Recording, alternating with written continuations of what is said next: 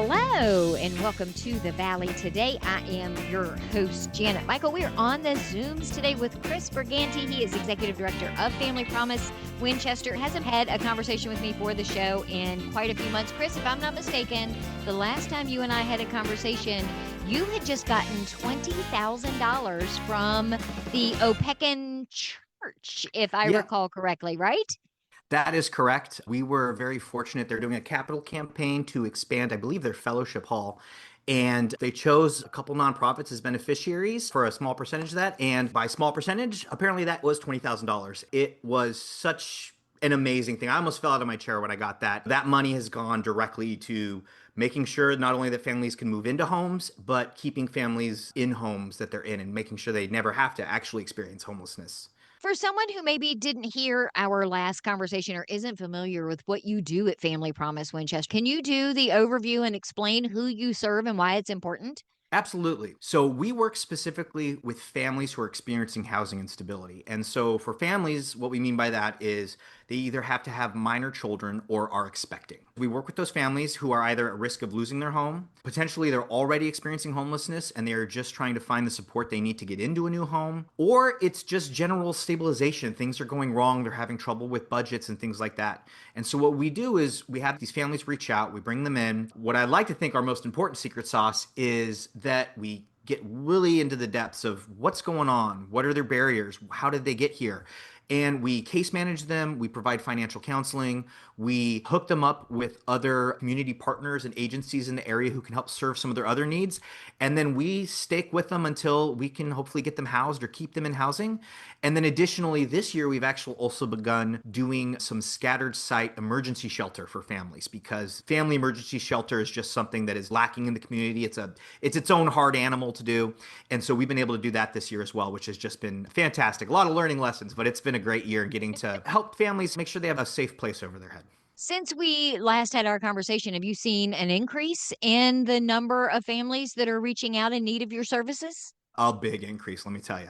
I think it's a big combination of factors, but just to give you an idea of the scope here, last year, standard amount of requests you would get for services was probably between 40 and 45 a month. This month, we are at, I believe, 95 as of today, and we'll likely get over 100 by the end of the month. It 40, 45 is staggering, but then when you double that, it is mind-boggling. Yeah, frankly, there are a shocking number of families in our community who are living out of a car or living in a motel or going back and forth between them. We see that a lot. The need is just increasing. I think it's a lot of factors going on. Obviously, a lot of us are still trying to recover from February's crazy electric bill that I think we all got a crazy experience of.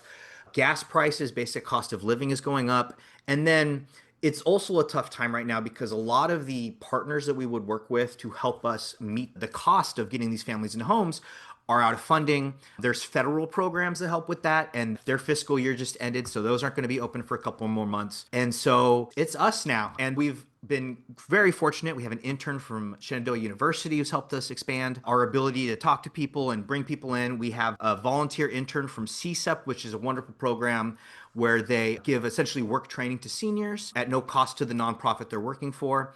But it still comes down to that financial piece. We can't really case manage our way out of first month's rent. And that's been the trickiest thing we're seeing right now.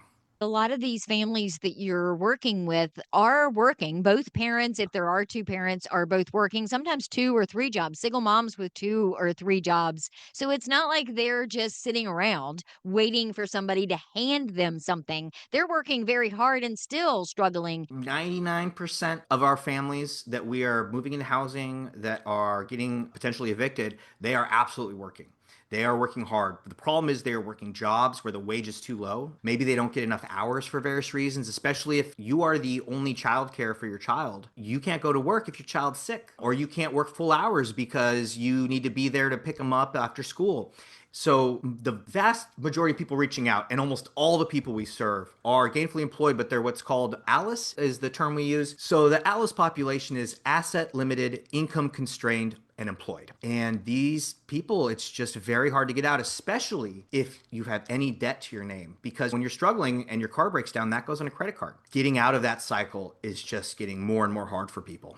The thing that I have come to learn in the last couple of years. So you and I have had plenty of conversations. So you're aware, and most of the people that listen are aware. My son is 30 years old. So I have not had to pay daycare expenses in quite some time. And I had no earthly idea just how expensive daycare had become. It is literally the same as college tuition to a lot of parents. And that also factors into I have to work, but if I'm working and so much of that work paycheck is going to daycare so that I can work, where's the money for the rent and for the food and for the gas and for the electric and for all the other things? Mhm. Yep. And then they have to play that game of which bill don't I pay? There's only so much. It's just incredibly difficult in those situations. The other thing that I think doesn't often get talked about enough is just the constant stress that being in that position puts on not only the parents, but the kids too, right? I always believe kids are probably always smarter than we think they are.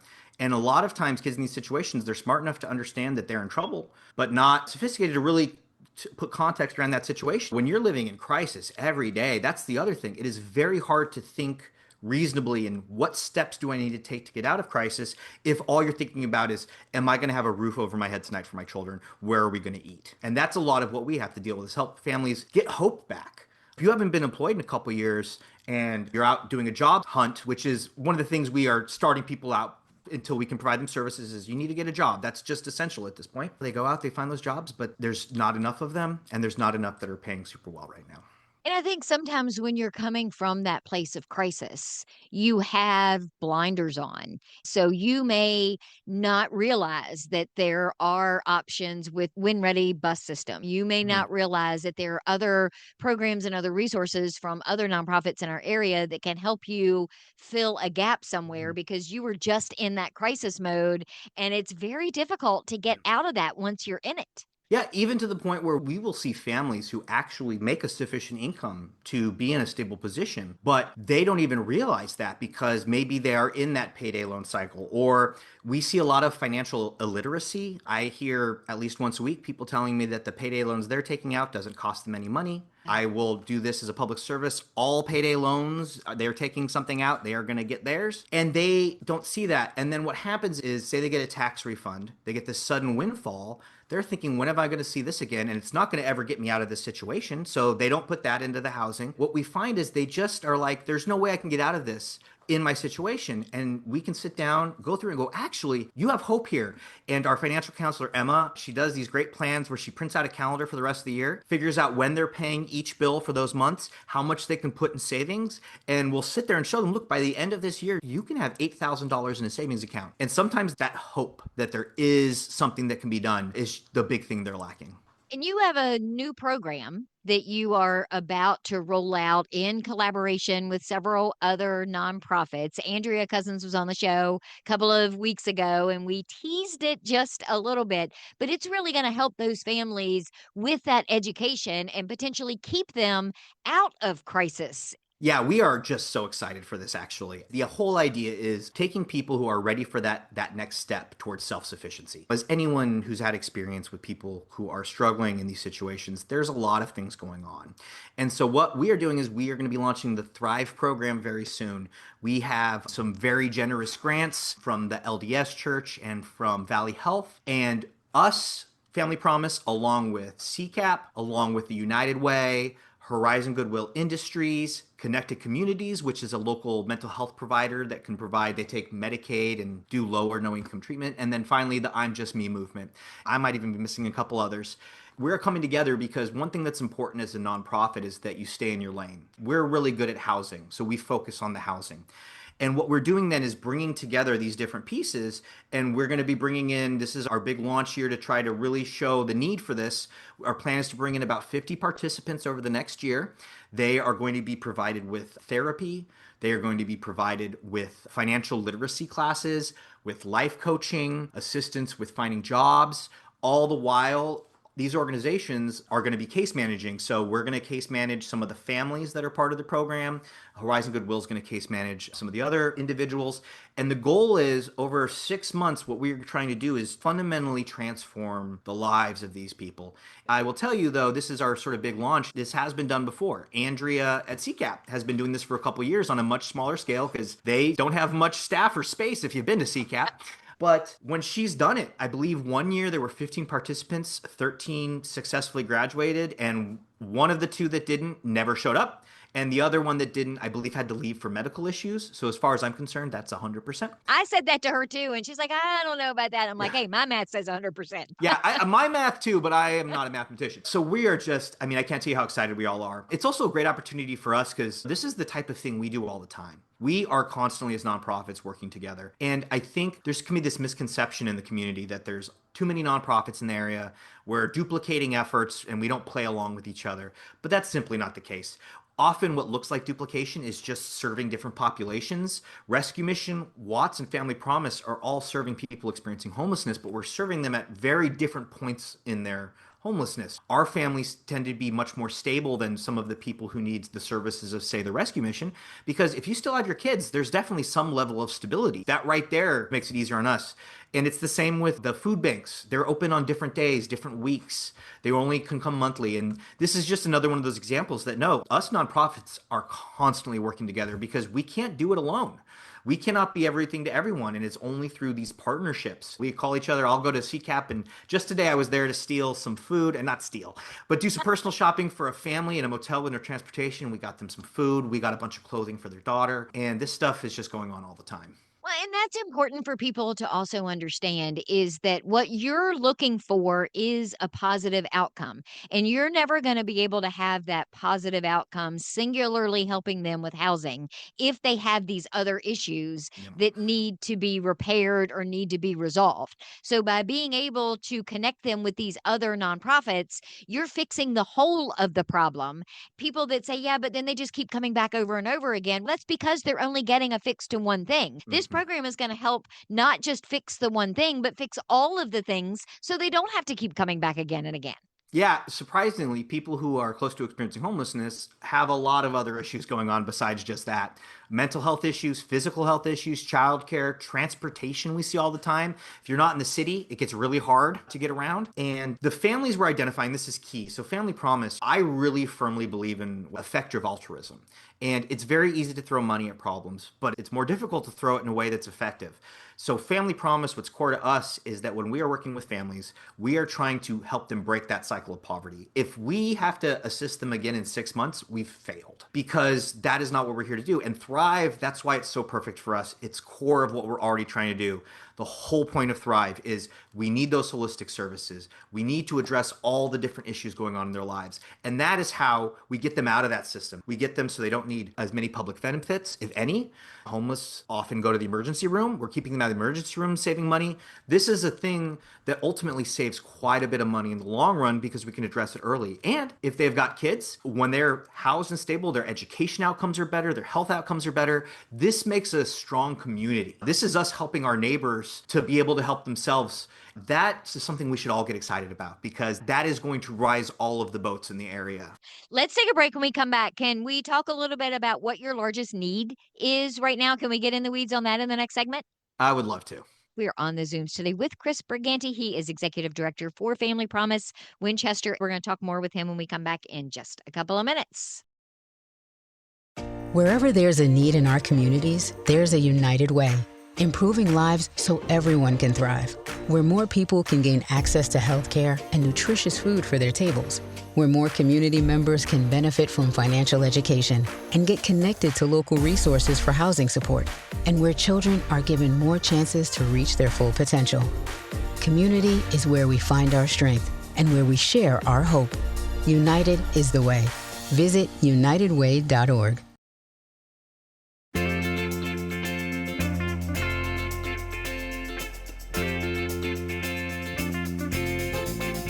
Welcome back to the Valley today. I am your host, Janet Michael. We are on the Zooms today with Chris Brigante. He is Executive Director for Family Promise Winchester. We talked in the first segment about some of the changes and the increases in people that they are seeing reaching out to them for housing issues. Chris, of course, serves families in our area, which is also very unique, Chris, in that you mentioned in the first segment that we do have Winchester Rescue Mission, we do have Watts, but these are not family-oriented places. They are for single individuals. That's not a safe environment in either of those places necessarily for children to be, and that's where you fill that gap.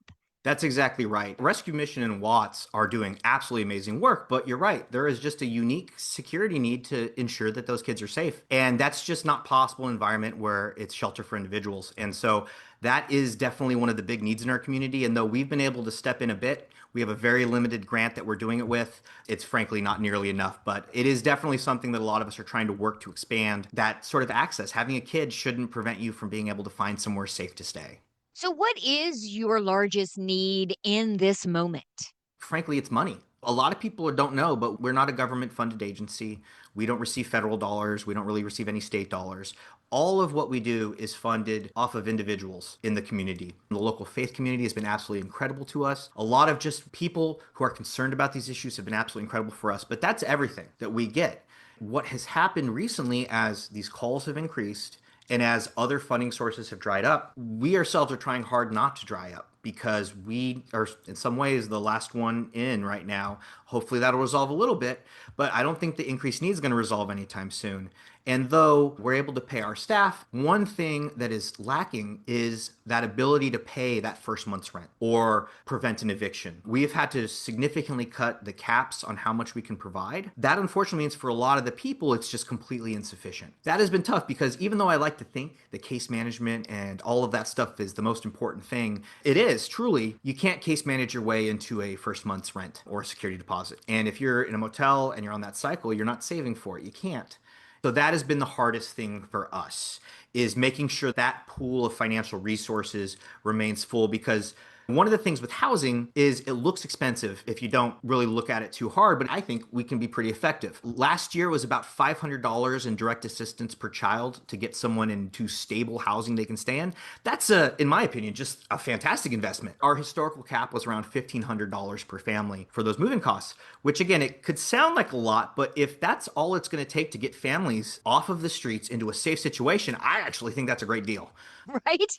Yeah. That it's pretty economical when you consider that Yeah. you are likely then never going to have to see them again Yeah. in a lot of cases because that's all they need is to get over that hump. And that's why we've also been really leaning heavily into eviction prevention. We love putting people into homes who are already experiencing homelessness, and obviously we will continue. But you can keep that family from ever having to experience that. Not only are you eliminating any trauma or difficulty for the children and the family, but it's so much more cost effective to address it early. And that's what we're trying to do, is let's address it now. Let's keep them in the home. Let's figure out why they were at risk of losing it. Of the first 73 families we moved in, and we've done more since then, but of our first 73 families, I believe 71 of them are still housed. And the other two, we didn't know were losing their housing. So it's pretty effective. It just takes time, and it takes that financial resource of being able to pay that back rent, or at least some of it, because that's the other thing. Our families are helping us out with that. We're not coming in and paying everything. They're working to save. They're working to figure out what they can contribute. I think that's also an important part of it, is a little skin in the game. It also gives them a sense of pride. It helps show, rent going forward is going to be rent going forward. But yeah, that's definitely our biggest need, is frankly donations that we can put back into the community for those programs.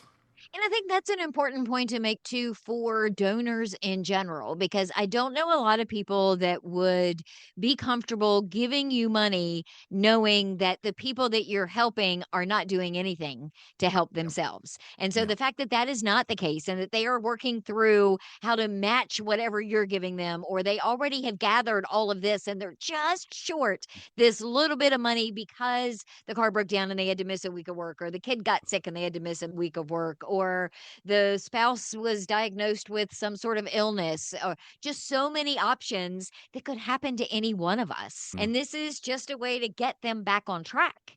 Exactly. So we will never move a family into a home if they're not going to be able to sustain it. And frankly, we're not going to prevent an eviction if in 2 months they're just going to get evicted again. So no, these funds are going directly to families where, based on our analysis, we've looked at financial documents, we've met them, we've talked to them, figured out the situation, that it's going to be going to a hardworking family who frankly just needs that little bit of help. We're not working with people with no jobs. That's not sustainable. I can't tell a landlord, please take this person. They don't have a job yet, but they'll figure it out. We can't do that. So no, we have very hardworking families. They just hit hard situations. We're all one bad situation from finding ourselves in the same position. The upside to all of this is that you probably have some pretty heartwarming stories. I do. That's the best part of this job. The best thing is all of our families have kids. So I constantly get to see kids just super happy. But I do. Not all of them are victories, but we've had some amazing victories recently. One family I love talking about, I'm going to call them D and S because I prefer not to use names. But D and S, they called us. It was early January. They had been sleeping in their car. They were 19 and 18. She was pregnant. She had been kicked out of her home, probably because she was pregnant to this gentleman. And then he was living in a roommate situation, and that ended up collapsing. And then he couldn't go back to his family for various reasons. So they were in their car.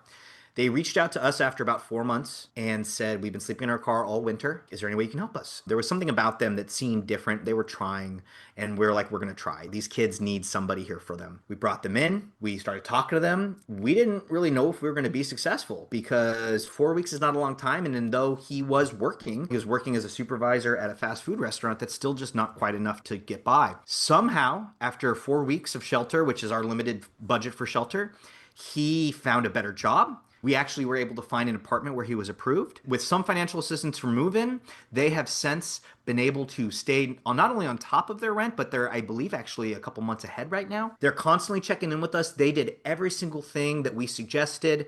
He now has a much better job that he's just starting. She has now given birth to just a gorgeous little baby, and she is getting ready to go back to work. It has just been so fun to watch these kids who, you know what they really needed was some adults to sit down and just help them figure out how it's done. Right?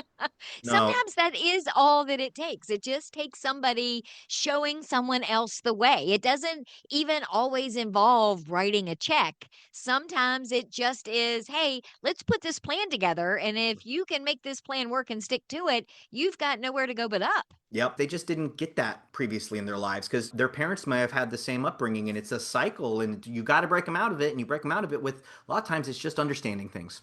At the other end of that spectrum, are you dealing with some older parents? Because people are having kids later in life as well. And then there are grandparents that are now raising their grandchildren that wouldn't necessarily, people wouldn't consider a traditional family. But I know a lot of grandparents that are raising their grandchildren these days. That sometimes is tough on a fixed income. It's very difficult. Yeah, we have quite a few grandparents who have their grandkids, some full custody, some it's temporary. But how we view family at Family Promise that's really important to us is we don't look just at the traditional family. Our philosophy is that we view family through the eyes of the child. And whatever that looks like to them, whoever they see as their core loving unit in that household, that's as far as we're concerned a family.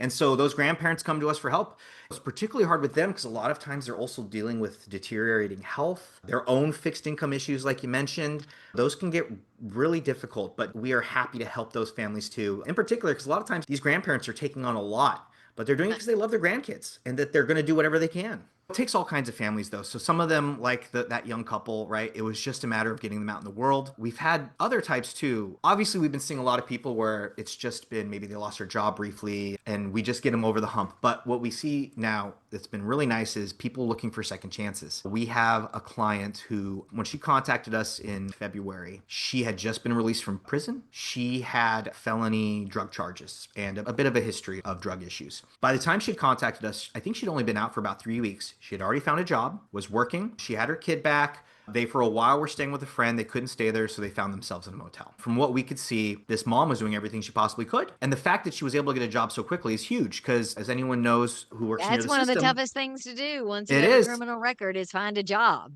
But she did it. And so we worked with her for motel funding. She was fortunately able to actually split the cost of the motel with us. So we got a full 8 weeks out of it. By week 5, we still hadn't found a landlord to take her. She started to feel very hopeless.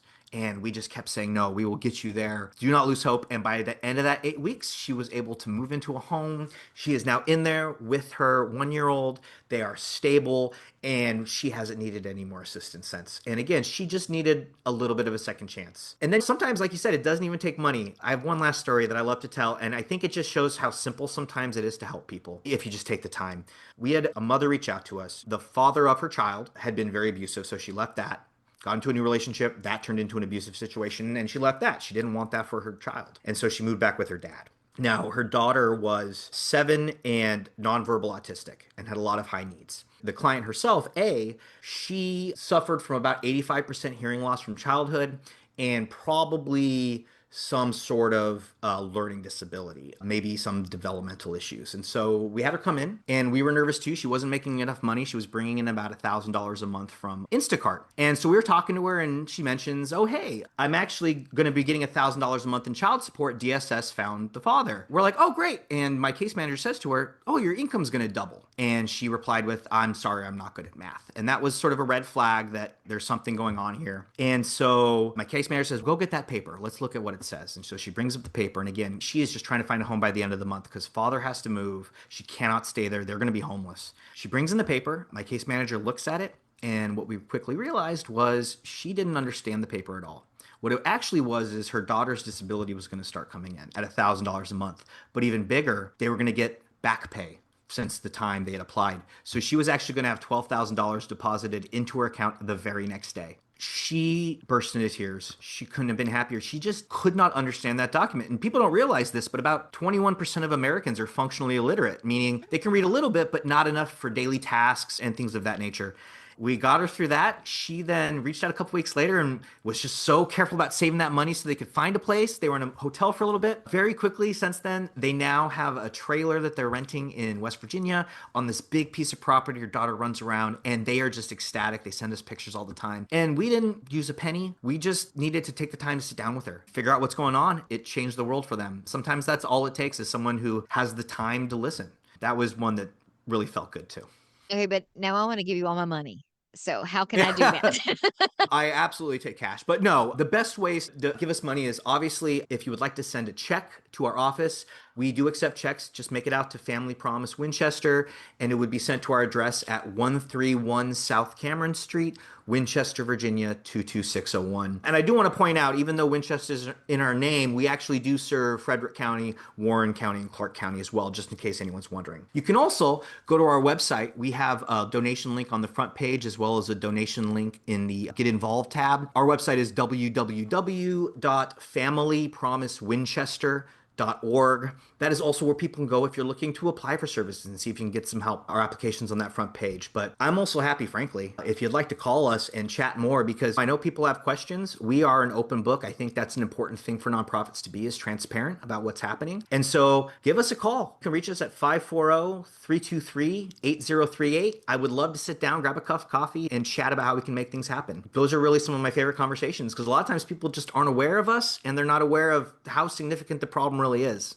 I feel like we need to do an entire series of conversations where we tackle some of those biggest misconceptions. Yeah. And I know we don't have time to do it on the show today, but I really want to also have a conversation with you around how living in a hotel works and where that money goes and what that terrible cycle is like, and why, if people seem to think they have money to live in a hotel, then how do they not have money for an apartment? And they do not understand the dollar amounts and just how all that works. So will you come back maybe in July or in August and let's talk about that?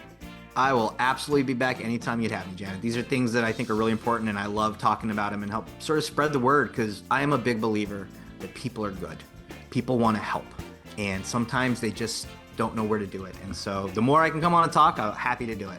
Thank you for taking the time today. I do appreciate it. Me too. Thank you so much, Janet. It's been a pleasure. I will be back tomorrow with a brand new episode of The Valley Today, just a few minutes after noon, so meet me here then.